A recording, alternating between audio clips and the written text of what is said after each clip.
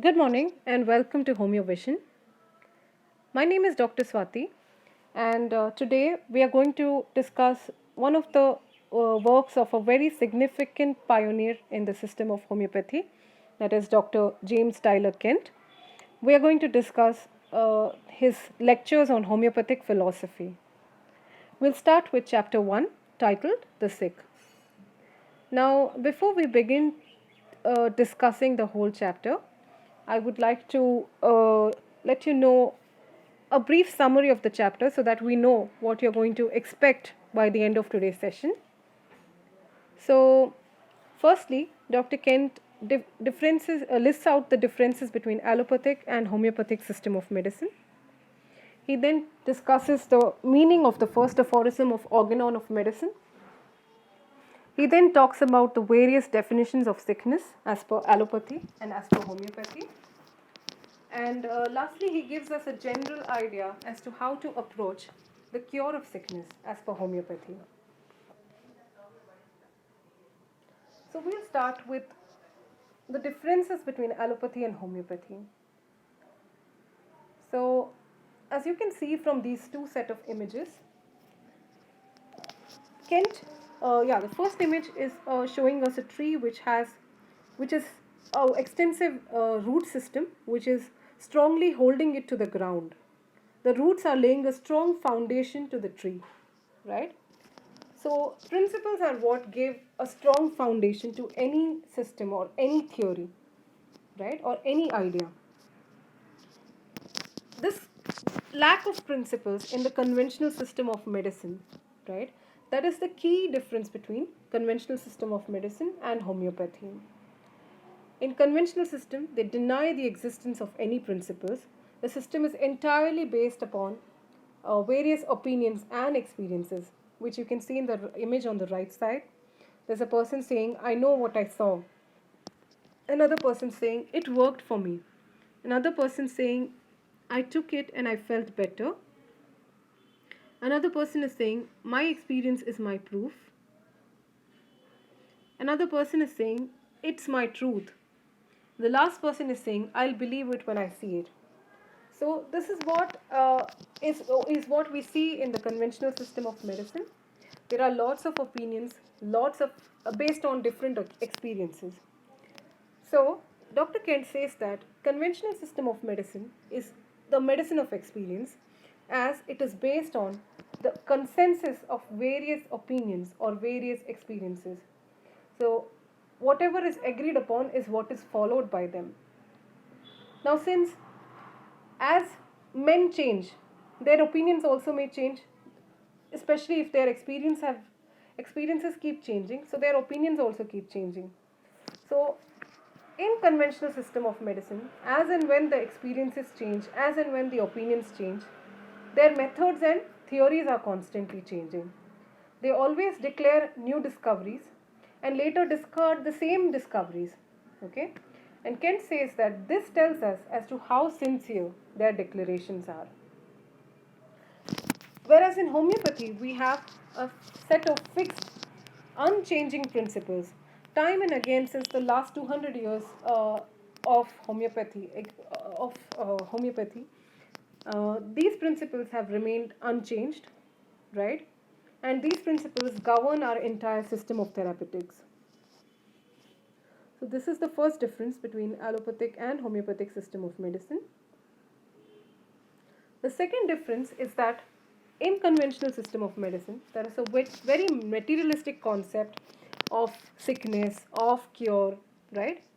So they believe in only what can be seen with the naked eye or what can be seen with the help of instruments such as microscope, etc. Okay? They believe that pathological changes or tissue changes or changes at the whatever is visible at the body level are all that there is of the sickness and all that there is to be cured, right? And because their concept of sickness itself is so materialistic, their concept of cure is also highly materialistic.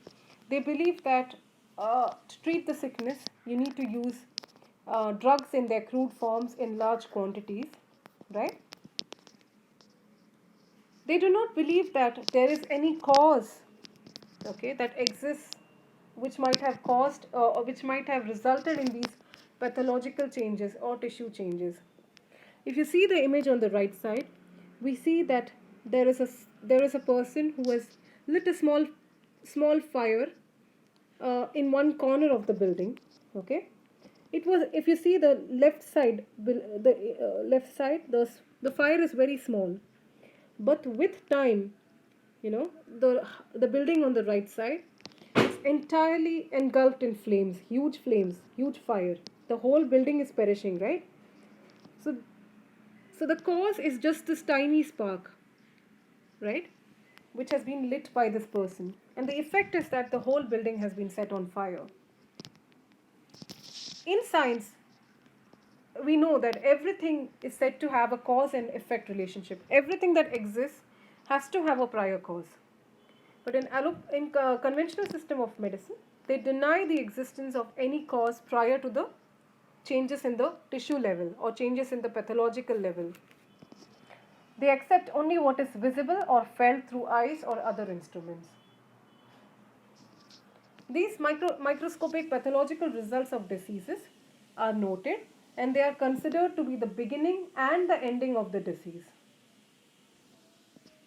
Whereas in homeopathy, we believe that these tissue changes or these pathological changes are nothing but results of something prior.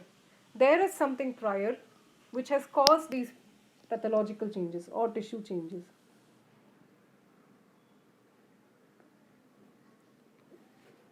So, in brief or in short, what Dr. Kent tells is conventional system has no fixed principles and is based on medicine of experience, whereas homeopathic system of medicine is based on fixed principles, unchanging principles, which give it a strong foundation. Conventional system of medicine, because there are no principles, the theories are constantly changing, the methods are constantly changing, because the entire system of therapeutics is based on opinions and experiences. So as and when opinions and experiences changes, the theories and methods change, and with each new discovery they discard their old theories. Whereas in homeopathic system of medicine, each new discovery will add to the existing knowledge. The old knowledge is not deleted. The new discoveries will just help us in understanding, or will enhance whatever we already knew. The core of homeopathy remains the same. In conventional system of medicine, there is a material view of sickness. They entirely focus on tissue changes and structural changes.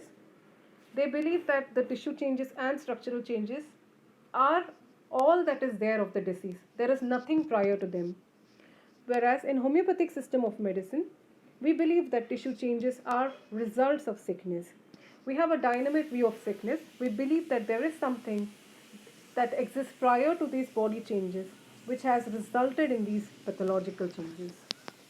Right? So conventional system of medicine rejects the concept of a prior cause, whereas in homeopathy we believe that there is a prior cause. So this is in short or in brief about the differences between the two systems of medicine. Now, Kent comes to first aphorism of medicine, that is, the physician's high and only mission is to restore the sick to health, to cure as it is termed. Here, Dr. Kent says that as long as the hidden meaning of sickness does not come to our mind, everybody and anybody will accept the statement. Okay, because each person can form their own notion of their own idea of sickness, their own definition of sickness, and the statement will hold true, right? But when there is no clear definition of sickness and each person has just their opinions, then there will be a controversy about this statement or about this aphorism, right? Kent says that there should be a clear and fixed definition or meaning of sickness.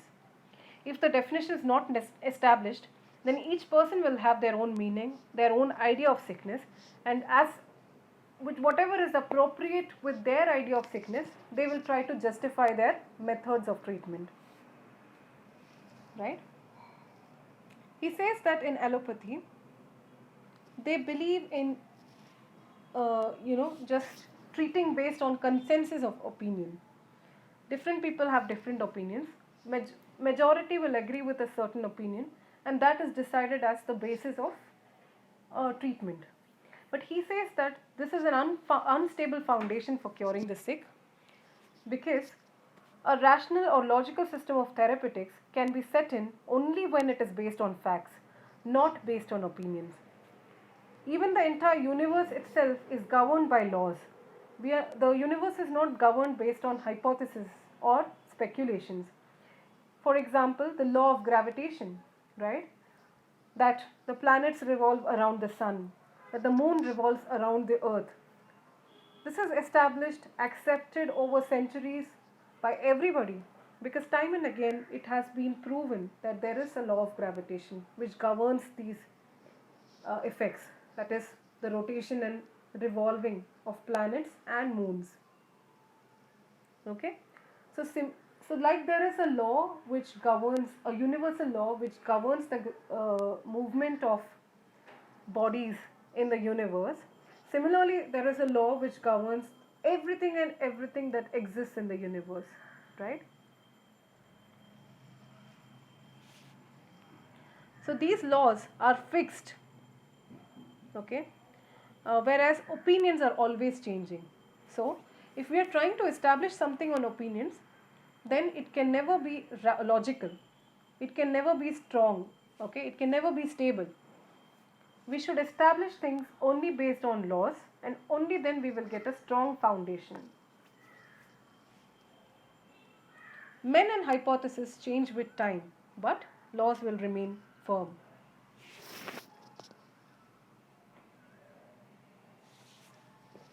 So like I already said, in allopathy there is a materialistic view of sickness. Kent says that body is not all that is to a person, right? If it was just a body, then physical body, then what is the difference between a living person and a dead body? In conventional system of medicine, they believe that only the body is all that is there to express or to tell us about the sickness, right? Kent calls this physical body as the house in which the real man, the true man, lives in. The true man is the one factor that differentiates between a living person and a dead body. Okay? But in conventional system of medicine, they do not accept this doctrine of vital force, this concept of the true man. They only believe that the physical body, okay, that is the house in which the man lives, expresses all that is there of the sickness, and that is pathological changes are all that is there to sickness. So as per conventional system of medicine, sickness is defined as the pathological changes or the tissue changes seen in the body, in the physical body. Whatever can be seen through the naked eye or with the aid of microscope or other investigating agents, instruments.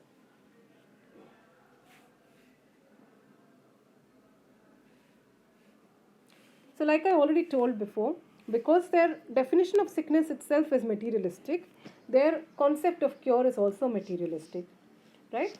So they believe that pathological changes are sickness.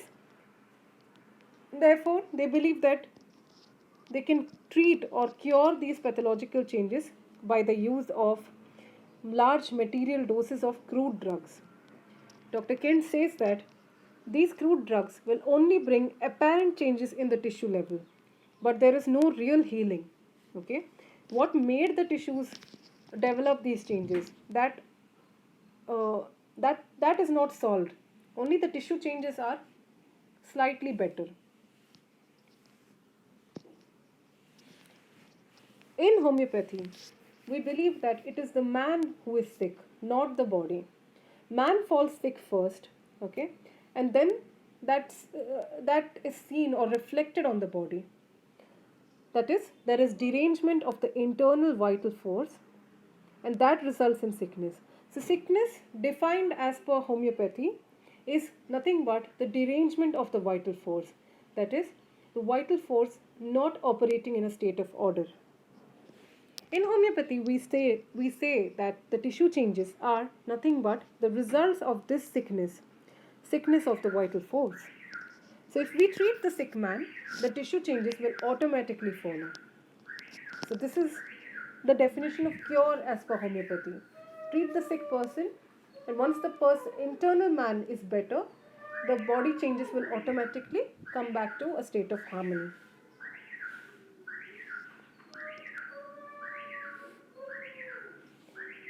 Here, Kent gives the example, okay, of a lot of patients coming to us with pages and pages of symptoms.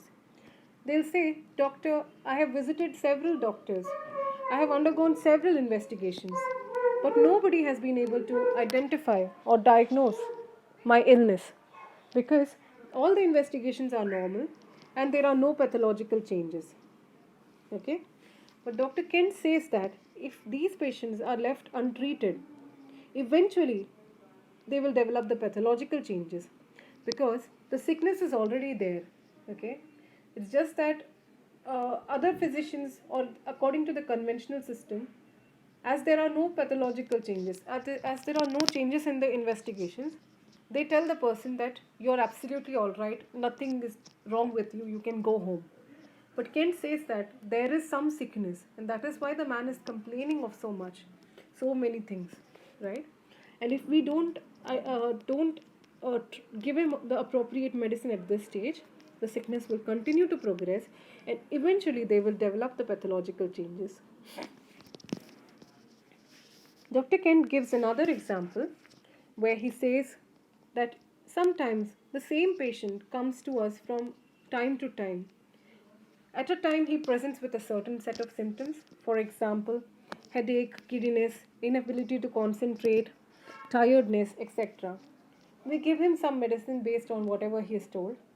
After a few days, these symptoms are gone, but he comes back with another set of symptoms. For example, blurring of vision, hemorrhages in the conjunctival region, subconjunctival hemorrhages, etc. After a few more days, he presents with another set of symptoms.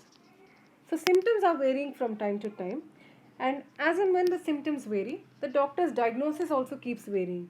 So initially, suppose we say that the person has migraine, then later on when he presents with blurring of vision, etc., we tell him that he has hypertension. Later on we tell him that he has some kidney complaint, etc. Right? The diagnosis keeps changing as and when the symptoms keep changing. But Kent says actually it is the same disease, but it has kept on progressing over time. The same disease has progressed over time. Dr. Kent further goes on to say that in most cases, we are not able to arrive at a clear-cut diagnosis until and unless irreversible pathological results of the disease have set in and make the patient incurable. So here, Dr. Kent asks us a very valid question, that is, should we wait for the pathological changes to set in to treat the person, or should we start at the very beginning where the person has presented to us with set of symptoms or pages of symptoms?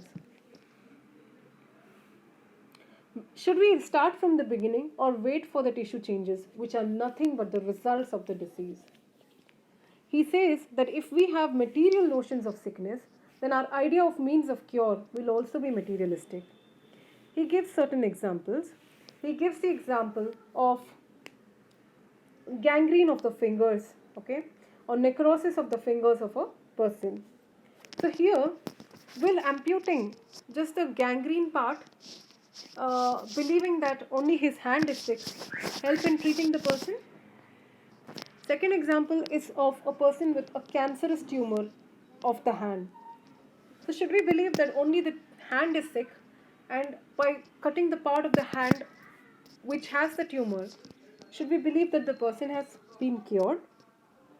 Then third example is of skin eruptions on the hand or any local part of the body. Should we believe that only that particular part of the body is sick and give some external application locally? He says that this is a very a ridiculous notion, because the internal man, is prior to his organs. Okay, for the fingers to have become gangrenous, or for the hand to have developed a tumor, or for the hand to have developed certain skin eruptions, something prior has happened. There is some prior cause, okay, because of which these changes have come up. Okay, he says that these changes, these pathological changes, bacteria, etc., they are nothing but the results of the sickness. They are the ultimates. They are not the cause of the sickness, they are just the ultimates. So, the cause is in the man, the internal man. And this internal man is prior to his organs. Man falls sick first, and then the tissue changes follow. Therefore, when this is the order of sickness, that is, man first and body next, therefore, even the order of cure should be the same. That is, we should treat the sick man first. The body will automatically follow.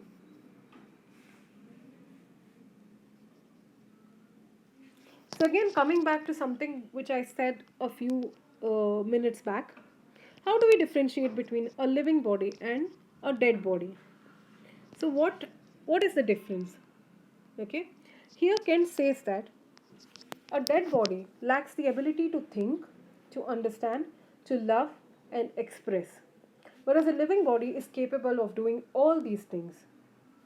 So, if we look at the physical body, nothing is different in between a dead body and a living body.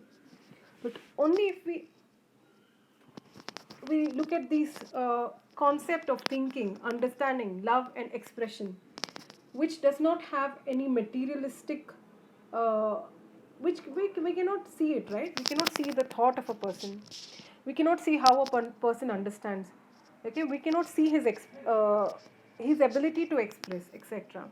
These are something that cannot be seen. These are something that are immaterial. Okay, this is what constitutes the real man. Okay, these different abilities is what he calls as will and understanding. So true man or vital force is nothing but will and his understanding together. Okay, so this will and understanding are prior or more important than the physical body, because obviously if these two factors are not there, then the person is as good as dead, right? It's just a dead body, a body which cannot think, which cannot do anything, which cannot express anything, right? So here we arrive at the definition of health as per homeopathy. That is, health is defined as a state when a person's will and understanding are operating in an order, in a state of order.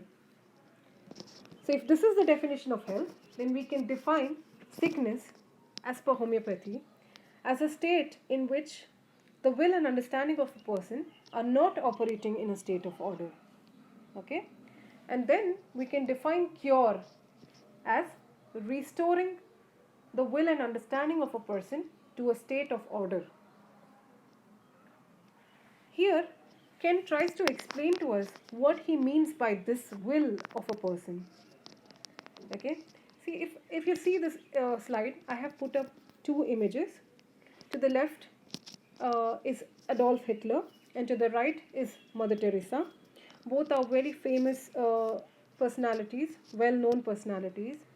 Now, if you observe their face, their expression, we can easily differentiate between both. Okay, if we see Hitler's face, we see that there is uh, it is of a person who is quite firm, who has certain intentions which are probably not right. You can see his eyes. There's a lot of cruelty. Okay, we can see that his intentions are, what should I say, like more in the more or less not in the right direction, right?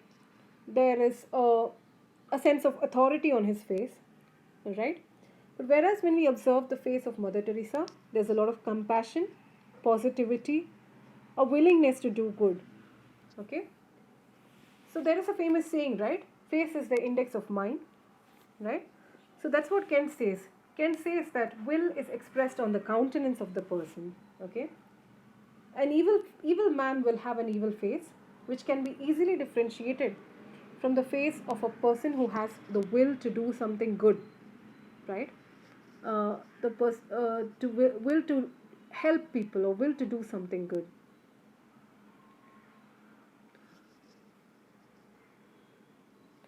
So, as a physician, our sole duty, or the sole duty of a homeopathic physician, or any physician in general, is to restore the sick to health, to restore the sick man to health, not the results of sickness.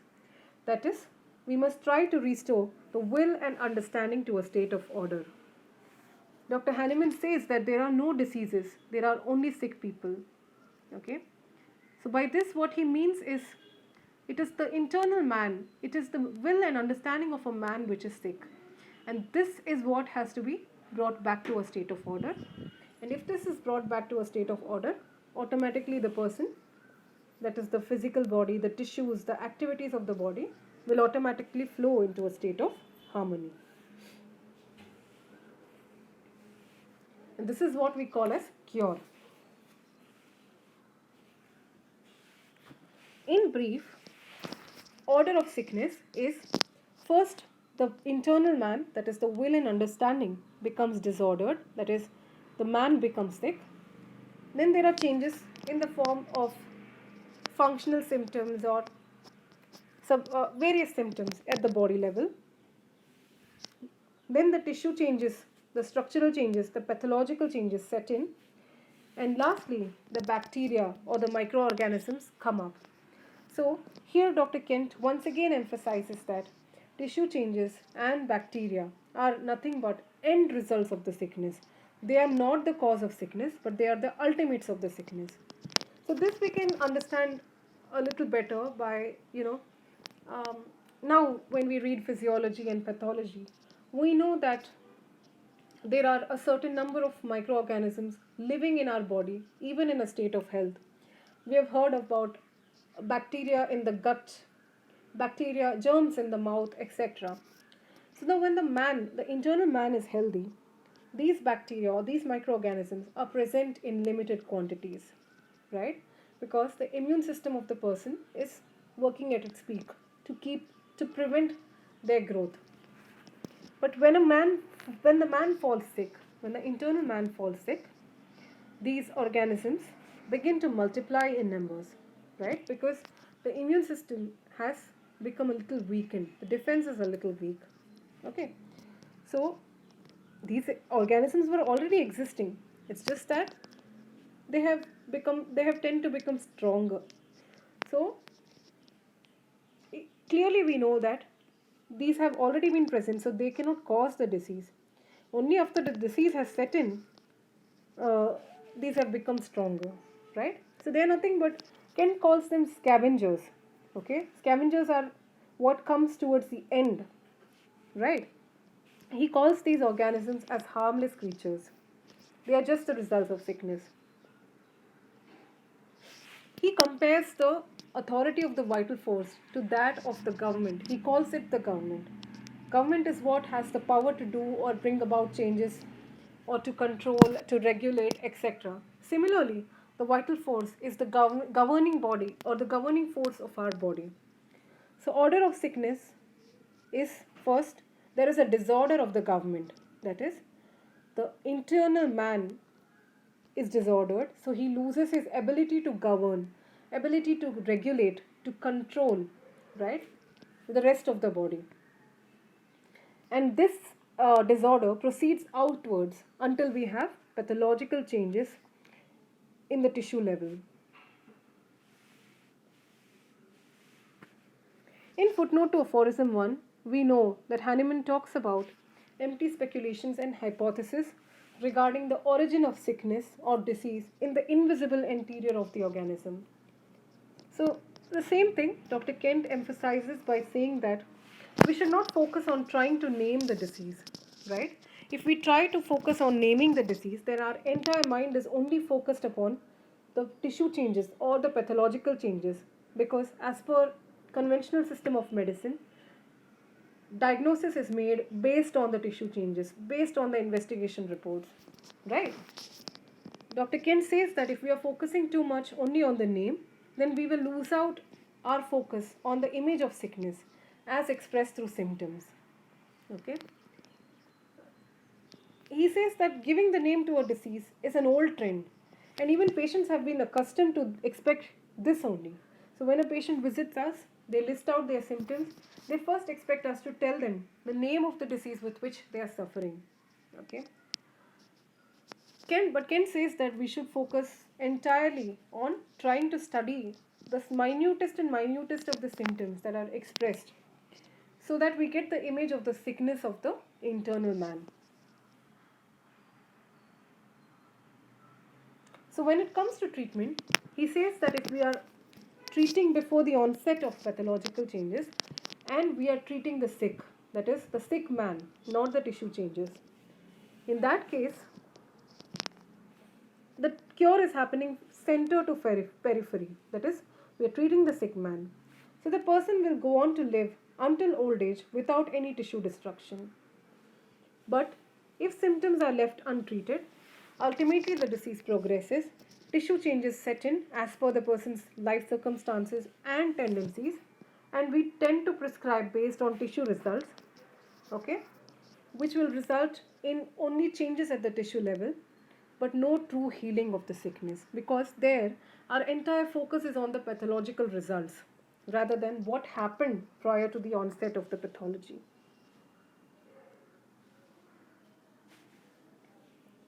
Coming to another example that Kent gives, okay, is when he talks about familial tendencies.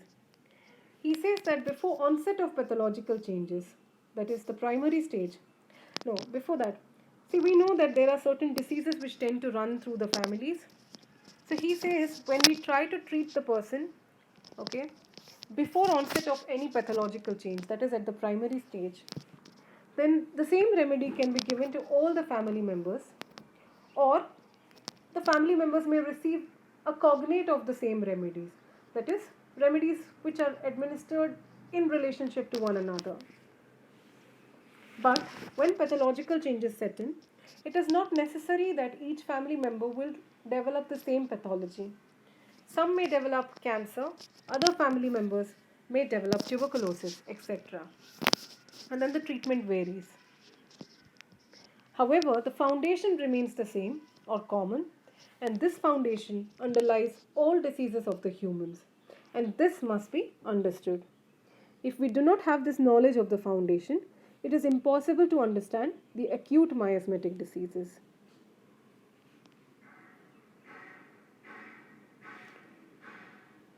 So in conclusion, when treating the sick, we must take into consideration the various idiosyncrasies, susceptibilities. We must try to focus on obtaining the symptom picture of the sickness, instead of wasting our time in trying to look for cause of sickness in the physical environment. So if our focus is on whatever has been listed out in the left side of the slide, that is idiosyncrasies, susceptibilities, entire symptom picture of the sickness, only then we will be able to achieve the right remedy and we will be able to cure the patient. But if we are focusing on the cause of sickness in the physical environment, then we will not be able to cure the sickness.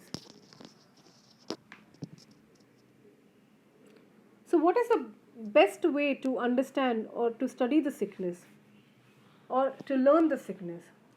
So Kent says that the best way to study sickness is by studying the provings of drugs on healthy human beings. So mind is the key to the man. This is what Hahnemann says. In drug provings, it has been observed that medicines first act upon the will and understanding. So when a drug is administered to healthy human beings, firstly we see changes at the level of will and understanding, and only then ultimately upon the tissues, the functions, the sensations, etc. If we are keen observers, this is the order in which the symptoms come up in provings. So Kent gives certain examples. If you all remember reading Aurum from Materia Medicas, What do we know about the mind of Aurum? So everybody knows that Aurum has a strong suicidal disposition. Okay. So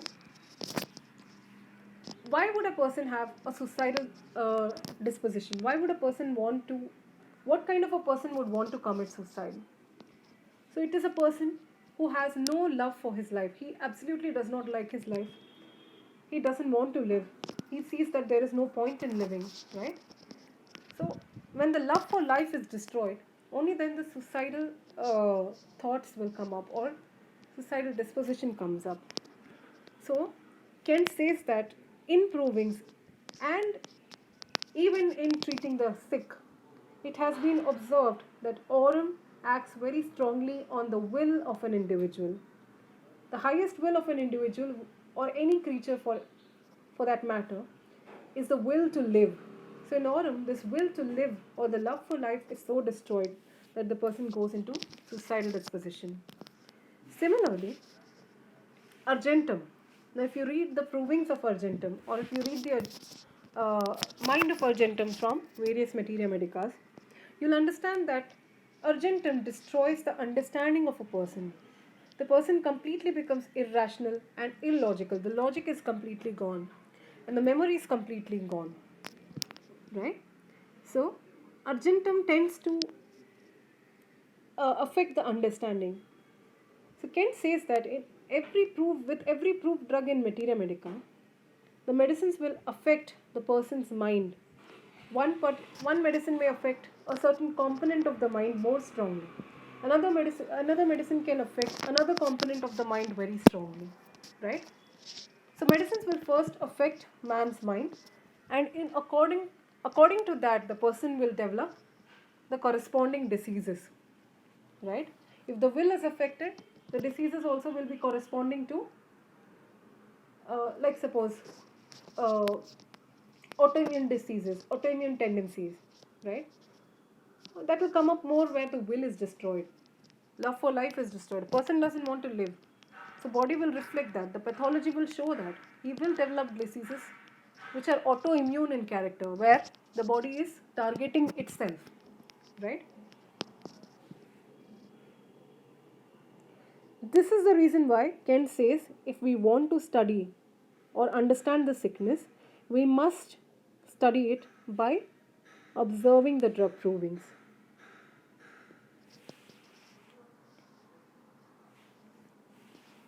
So, in brief, Kent says that man is nothing but a combination of what he thinks and what he loves.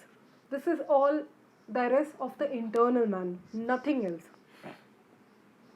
Without this particular aspect, that is the ability to think and ability to love, the body is nothing but a dead body, right? Without will and understanding, there is disorder, insanity, destruction, and death. Every drug in Materia Medica, therefore, first acts on the mind and then on the body.